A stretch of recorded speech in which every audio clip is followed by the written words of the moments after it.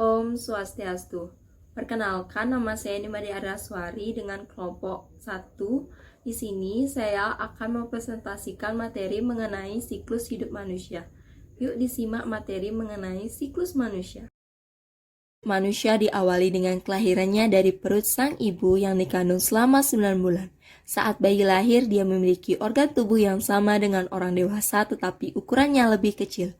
Beberapa bulan si bayi akan mengkonsumsi makanan padat dan yang unik, bayi itu hampir tidur sepanjang waktu. Namun tidak lama kemudian mereka akan menghabiskan waktu dengan menjelajah.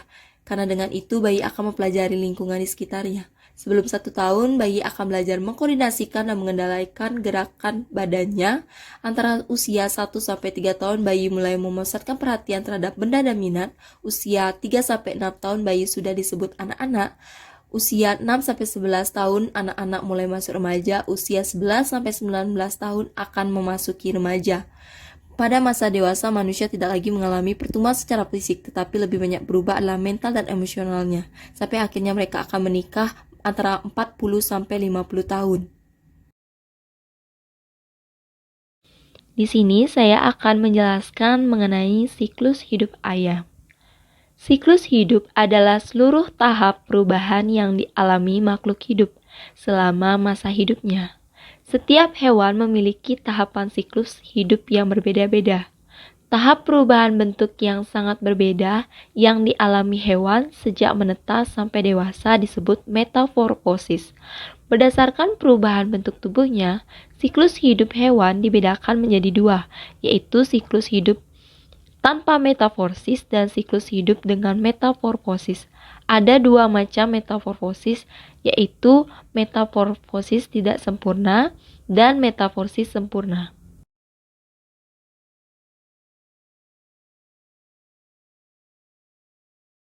Beberapa hewan seperti ayam berkembang biak dengan cara bertelur. Telur-telur ayam dierami oleh induknya selama 21 hari. Di dalam telur, terdapat calon anak ayam yang mengalami perubahan dan pertumbuhan secara terus-menerus. Lama-kelamaan, telur tersebut akan menetas dan keluar anak ayam yang memiliki bulu yang masih halus. Anak ayam lama-kelamaan akan tumbuh, dan bulu halus pun lama-kelamaan menjadi tebal sama seperti induknya. Dan ayam pun menjadi ayam dewasa. Setelah dewasa, ayam berkembang biak menghasilkan telur.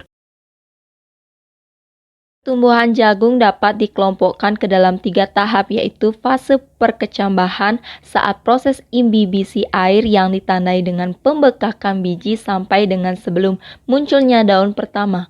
Kedua, fase pertumbuhan vegetatif, yaitu fase mulai munculnya daun pertama yang terbuka sempurna sampai terseling dan sebelum keluarnya bunga betina silking. Fase ini didefinisikan dengan jumlah daun yang terbentuk, dan yang terakhir, fase reproduktif, yaitu fase pertumbuhan setelah silking sampai masa fisiologis. Om Swastiastu. Perkenalkan, nama saya Putu Devi Sukaryati, NIM 2011031083, nomor absen 10. Di sini saya akan melanjutkan pemaparan materi dari teman saya. Saya akan menjelaskan mengenai pelestarian makhluk hidup, di mana makhluk hidup terbagi menjadi 3 kelompok. Yang pertama, manusia, hewan, dan tumbuhan. Nah, kalian sudah tahu kan siklus-siklus pada makhluk hidup mulai dari manusia, hewan, dan tumbuhan dari video di awal. Nah, selanjutnya yuk kita simak bagaimana upaya pelestariannya. Nah, yang pertama ada manusia. Cara pelestariannya berupa reproduksi atau berkembang biak, di mana manusia dapat menjaga kelangsungan hidupnya dengan melakukan reproduksi. Ketika sel telur dari wanita dengan sel sperma dari pria bersatu dan berkembang di dalam rahim untuk membentuk janin. Yang kedua, memberikan edukasi dan sosialisasi. Kita perlu memberikan edukasi dan sosialisasi kepada masyarakat agar berpartisipasi menjaga alam, karena apabila masyarakat memiliki kesadaran untuk menjaga ekosistem, akan berdampak baik pada perkembangbiakan makhluk hidup. Selanjutnya, yang kedua, pelestarian hewan dengan menggunakan contoh hewan ayam. Cara pelestarian ayam dapat berupa: yang pertama, diternakan di peternakan ayam. Yang kedua, tidak membunuh ayam muda. Yang ketiga, memberikan pangan yang sesuai.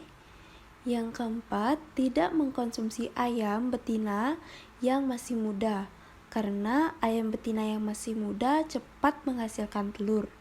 Yang kelima, merawat ayam dengan baik. Dan yang terakhir, jika terdapat ayam yang sedang sakit, sebaiknya dipisahkan dari ayam yang lain agar ayam yang sehat tidak tertular. Dan yang terakhir, pelestarian tumbuhan dengan menggunakan contoh tumbuhan jagung. Upaya pelestarian jagung yang berkualitas baik memerlukan perawatan dan pemeliharaan tanaman setelah bibit ditanam. Nah, berikut upaya pelestarian yang dapat dilakukan. Yang pertama, pengairan. Pengairan dilakukan setelah melakukan pembibitan, merupakan hal penting agar jagung mendapatkan air yang cukup. Yang kedua, penjarangan. Penjarangan tanaman merupakan proses pengambilan tanaman yang tidak dikehendaki atau tidak sesuai dalam satu lubang tanam. Yang ketiga, penyulaman, di mana selanjutnya dilakukan pengecekan kurang lebih 1 minggu setelah bibit ditanam. Yang keempat, penyiangan merupakan proses pembersihan tanaman dari gulma, hama, maupun parasit yang dapat mengganggu pertumbuhan jagung yang ditanam.